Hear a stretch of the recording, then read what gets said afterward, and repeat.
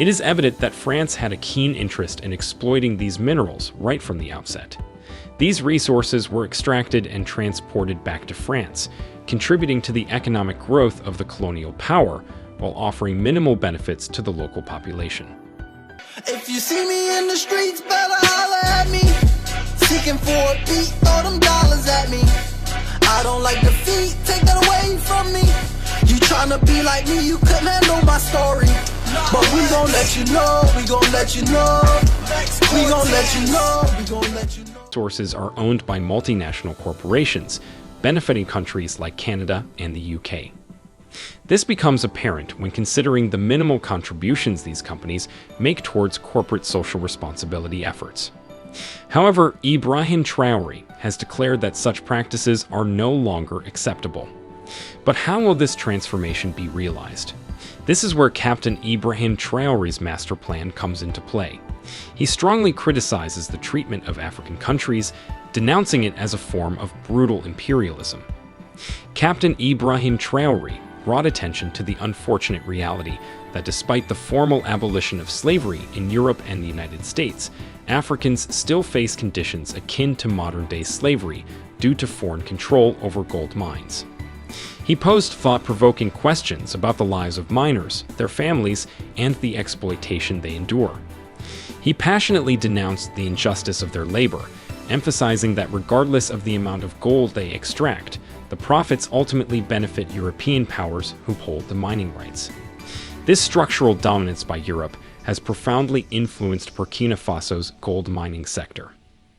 In a groundbreaking announcement, he unveiled plans for the establishment of a state-owned company that will assume control of all mining sites in Burkina Faso, particularly the gold mines. This bold move aims to bring about a radical change that will remove European companies from the equation. This transformative step will involve the nationalization of gold mines, leading to the offering of limited mining rights to foreign companies. However, these rights will only be granted if these companies pledge to develop Burkina Faso's mining industry, ensuring that the state-owned company becomes self-sufficient in mining operations. The impact of this state-owned company is truly remarkable.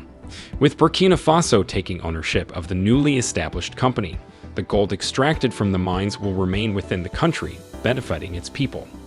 This modernization of the mining sector will replace harsh working conditions with a more contemporary approach, enabling individuals to extract gold in a manner similar to that in developed nations. It is important to note that in gold mines managed by European entities, a starkly different reality unfolds, where lives not only fail to progress but often worsen. However, with the introduction of the new company, Burkina Faso aims to create job opportunities for its youth. The efforts of these young individuals will now contribute to the prosperity of their nation and themselves, rather than benefiting foreign nations. Ibrahim disclosed that Burkina Faso is introducing the Africa Productivity and Economic Competitiveness Initiative, APEC, an ambitious project designed to redefine businesses within the country. The motivation behind this initiative stems from Burkina Faso's possession of raw materials for a diverse range of products, despite its current reliance on imports for finished goods that could be manufactured domestically. Through APEC, Burkina Faso seeks to harness its resources, promote local industries, and enhance economic competitiveness within the global market. This strategic approach aims to uplift the nation by unlocking its potential, fostering sustainable development, and reducing dependence on external sources. In summary, Captain Ibrahim Traoré's vision encompasses the liberation of Burkina Faso's mining sector from foreign control, the empowerment of its people through job opportunities, and the pursuit of economic self-sufficiency through innovative initiatives like APEC.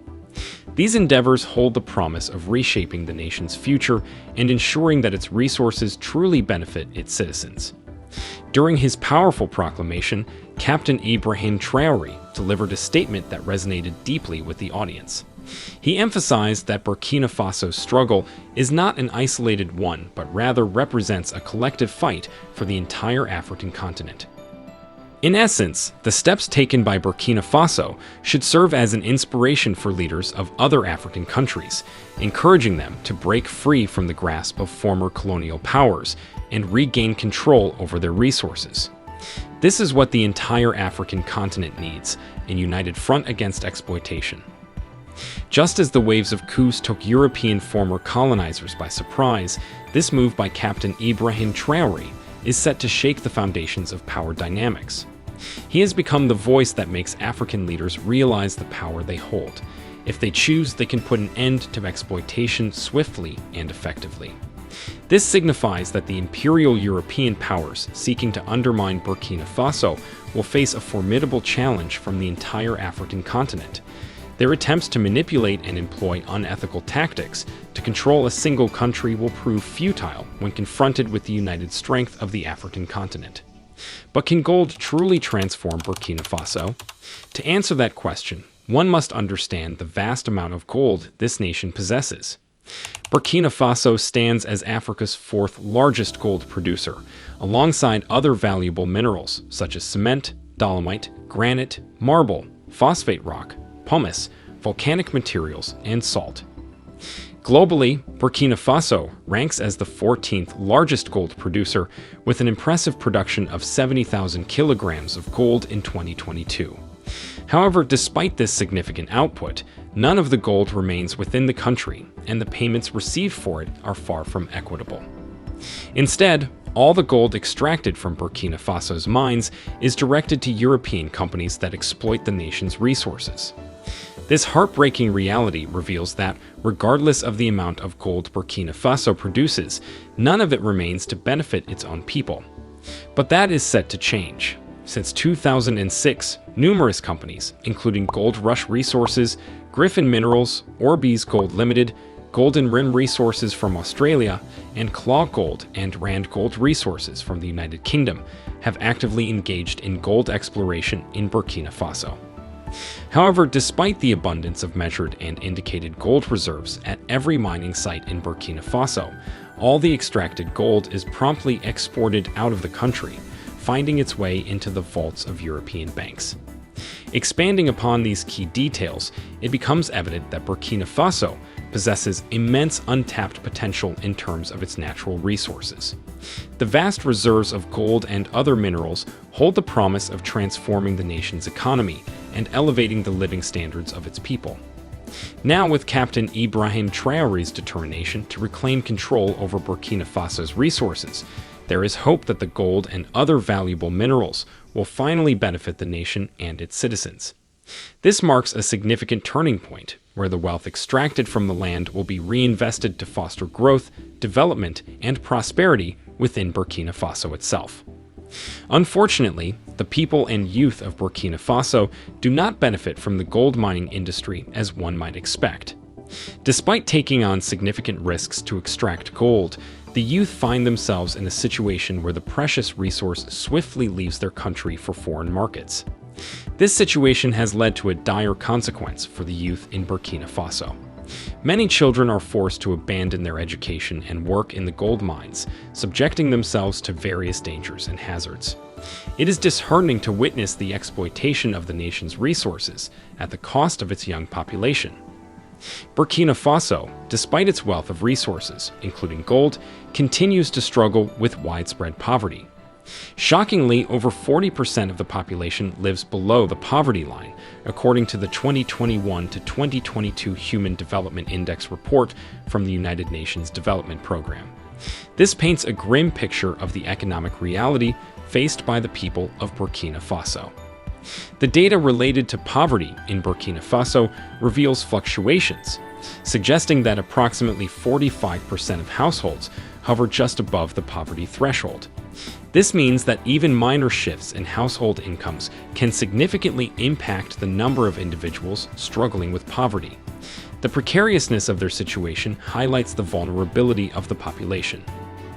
Burkina Faso falls victim to the so-called resource curse, a phenomenon where countries blessed with valuable natural resources, such as oil, minerals, or gold, paradoxically experience heightened poverty and sluggish economic growth. This unfortunate outcome arises from the exploitation of these resources by foreign corporations, further exacerbating the plight of the nation's people. However, there is hope on the horizon. Captain Ibrahim Traoré has identified the root cause behind the persistent poverty in Burkina Faso. He recognizes that foreign corporations involved in gold mining hold significant influence over the nation's economy, contributing to a cycle of reliance that stifles progress in other industries. With this realization, Captain Ibrahim Traoré is determined to break free from this cycle of dependency. His visionary leadership seeks to reclaim control over Burkina Faso's resources and ensure that the wealth generated from gold mining benefits the nation and its people. By challenging the status quo and implementing strategic changes, he aims to uplift the population and create opportunities for sustainable development in various sectors beyond mining. The road ahead may be challenging, but the determination to end the exploitation and poverty in Burkina Faso is unwavering.